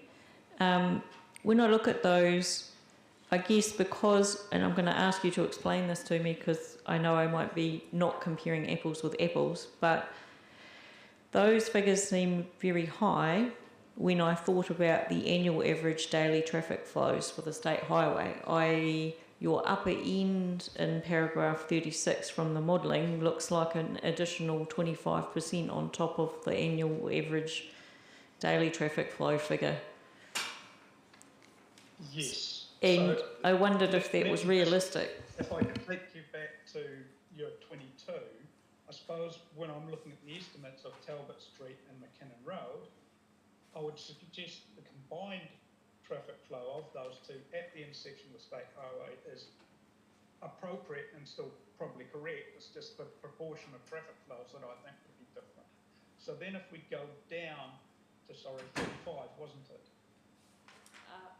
36. Right.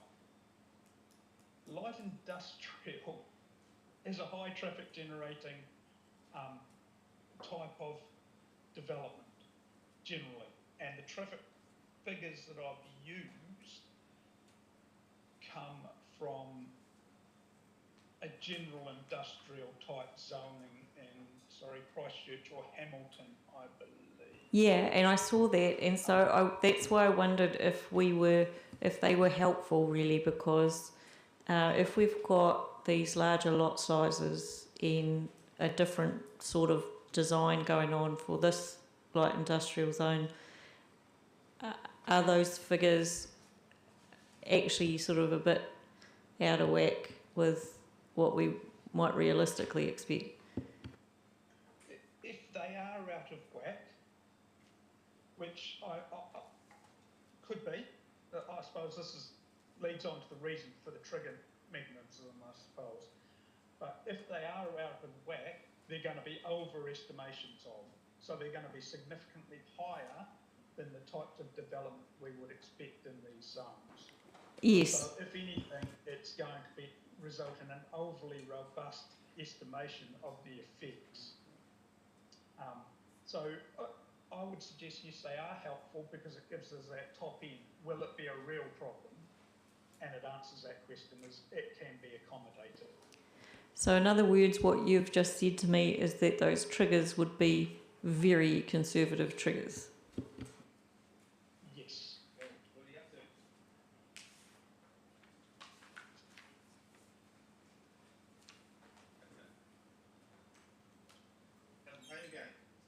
No, so yeah, I suppose yeah they would be overly conservative and they would probably be high.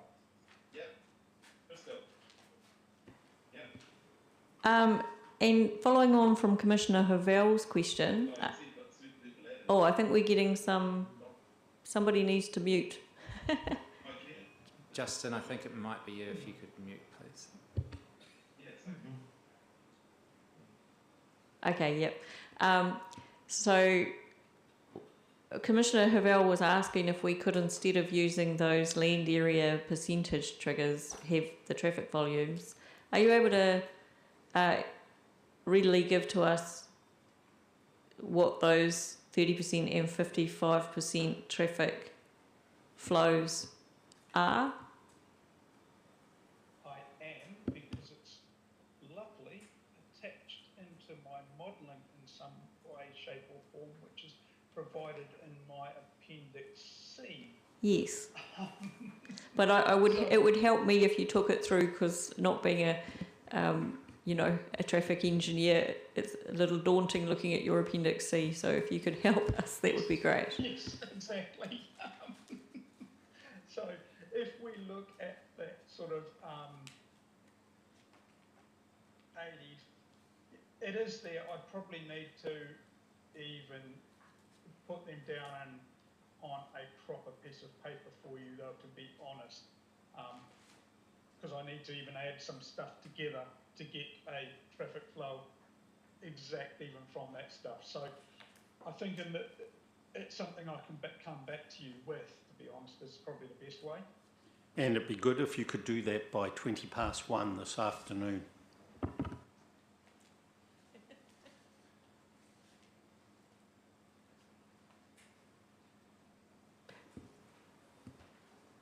Yep, and I can break that down into what the total is, as well as what the anticipated generation from the industrial is, because those numbers will also have included within them the rural residential as well, sort of thing. So if you can copy that to Mr. Leckie, he can take care of it at this end. Yep.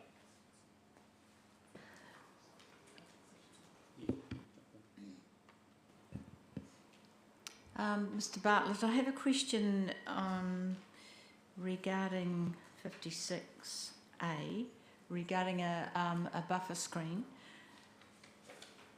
Are you thinking of this as plantings or something more substantial as a buffer screen? I suppose the buffer screen is very much, in my world, in the transport element only. I don't care what it looks like. Maybe a controversial thing to say, but I'm a transport engineer, so I don't care what it looks like. The main point is to stop that direct headlight glare or direct glare going straight to a driver on the state highway. So that is generally horizontal type light, and it's probably more generated by vehicles manoeuvring on site in the industrial zone.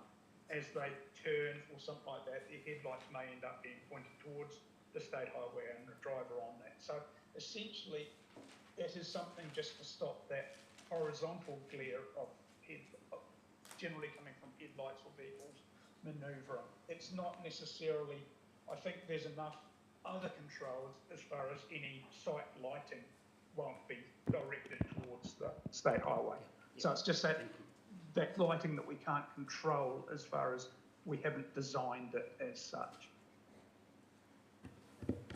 So you would accept plantings even if they hadn't fully grown?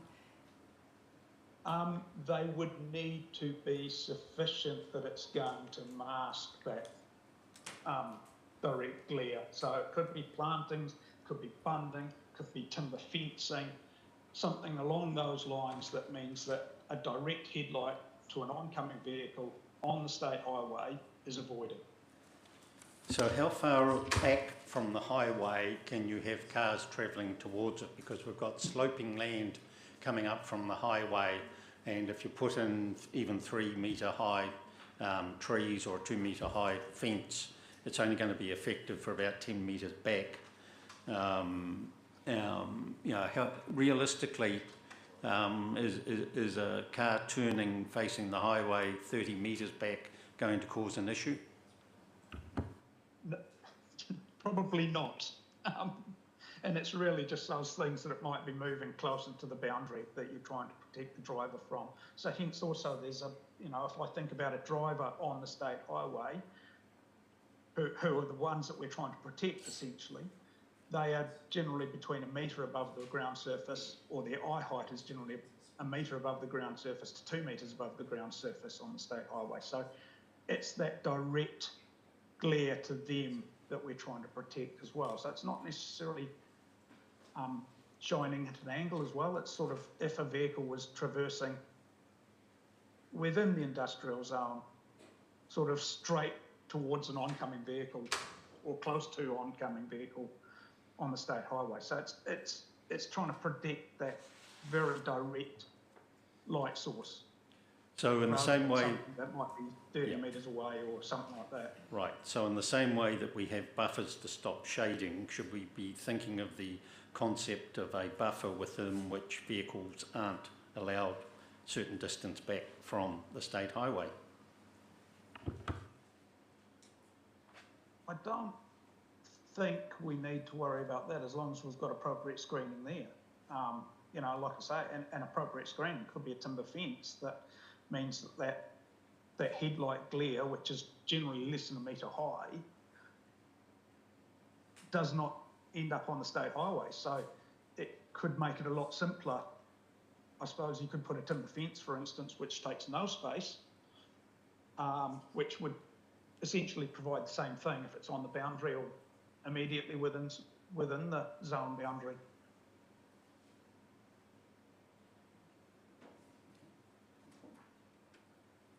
Any other questions? No. Thank you for that. That's all the questions that the panel has of you. Thank you for your input, and we'll move on to our next witness. Thank you. Can we have a comfort stop as the request? Right, 5 minutes. Thank you. 8 minutes, sorry. Yeah, got a queue. So it's 10:58. We'll come back at 11:05. Yeah, let's run fast.